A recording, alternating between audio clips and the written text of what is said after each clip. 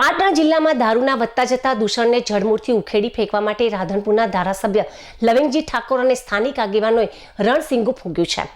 સની તાલુકાના વિવિધ ગામોના આગેવાનો અને મોટી સંખ્યામાં કાર્યકરો સાથે ધારાસભ્ય લવિંગજી ઠાકોરે સાંજે જિલ્લા કલેક્ટર અને એસપી કચેરી ખાતે પહોંચ્યા હતા અને આવેદનપત્ર આપીને કડક કાર્યવાહીની માંગ કરી હતી। ઠાકોર સમાજના સામાજિક બંધારણને વધુ મજબૂત બનાવવા અને વ્યસન મુક્તિના અભિયાન હેઠળ ગ્રામીણ વિસ્તારમાં ચાલતા દારૂના અડ્ડાઓ પર જનતા રેડ શરૂ કરવામાં આવી છે। આ રજૂઆત દરમિયાન ધારાસભ્યએ જણાવ્યું હતું કે જ્યારે લોકો દારૂના અડ્ડા બંધ કરાવવા જાય છે ત્યારે બુટલેગરો દ્વારા ખુલ્લેઆમ દાદાગીરી કરવામાં આવે છે। આ બાબતે એસપીને રજૂઆત કરી બુટલેગરો સામે તાત્કાલિક પગલાં ભરવા પણ માંગ કરવામાં આવી છે। આવેદનપત્રમાં પોલીસ તંત્ર સામે પણ આંગળી ચીંધવામાં આવી છે।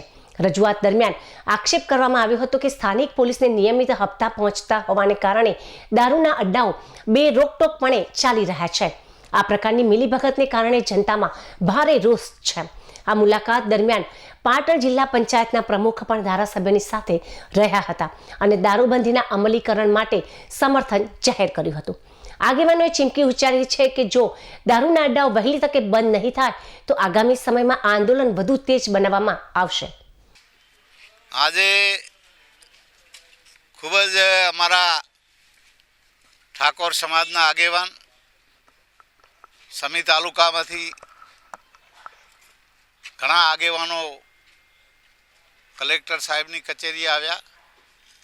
કલેક્ટર સાહેબને પણ આવેદનપત્ર આપ્યું કે ભાઈ અમારા વિસ્તારમાં જે ખરેખર દારૂની બદી છે અને ખૂબ જ હાનિકારક છે। ઠાકોર સમાજના નાના નાના યુવાનો એ મરણ પામે છે અને અમારી દીકરીઓ વિધવા થાય એના માટે એમણે ચિંતા કરીને કલેક્ટર સાહેબને આવેદનપત્ર આપીને અહીંયા એસપી કચેરીએ આજે લગભગ 50થી 60 આગેવાનો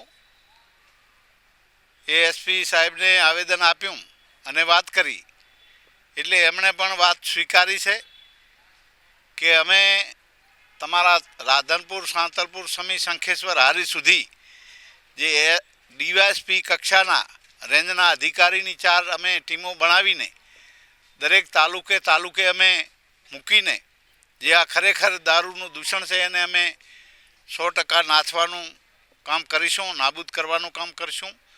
પણ સાથે સાથે તમે કે અમાને સહકાર આપો એટલે અમે પણ ગામોગામમાં ટીમ બનાવી છે। જ્યાં કાંઈ આ દૂષણ થતું હોય એની જાણ અમારા ગામ સમિતિના લોકો દરેક આ વિસ્તારમાં ગામ સમિતિઓ બની છે એ સમિતિઓ દ્વારા પણ દારૂની જે છે એની એ શોધખોળ કરીને એ પોલીસને જાણ કરશે જેથી કરીને આ બધી કાયમના માટે નાબૂદ થાય અને દારૂનું દૂષણ નાબૂદ થાય એના માટે આ બધા આગેવાનો તમામ યુવાનો આગેવાનો બીજી સમાજના આગેવાનો પણ આવ્યા છે કારણ કે આ ખૂબ જ જરૂરી છે। અને આ બધા જાણો છો કે ઓગળ વિસ્તારમાં જ્યારે બંધારણ ઠાકોર સમાજનું બન્યું એ 3 જિલ્લા એટલે ઉત્તર ગુજરાતનું આખું બંધારણ બન્યું ત્યારથી આ ઠાકોર સમાજ ગામડે ગામડે જાગૃત થઈ ગયો છે અને દારૂ બંધ કરાવવા સ્વયંભૂ જનતા રેડ પાડીને ઘણા ગામોમાં દારૂ બંધ કરાવ્યા છે અને એ સિલસિલો ચાલુ રહેવાનો છે અને ઠાકોરો યુવાનો ખૂબ જ સક્રિય થઈ ગયા છે એ 100% દારૂ બંધ કરાવવાના છે।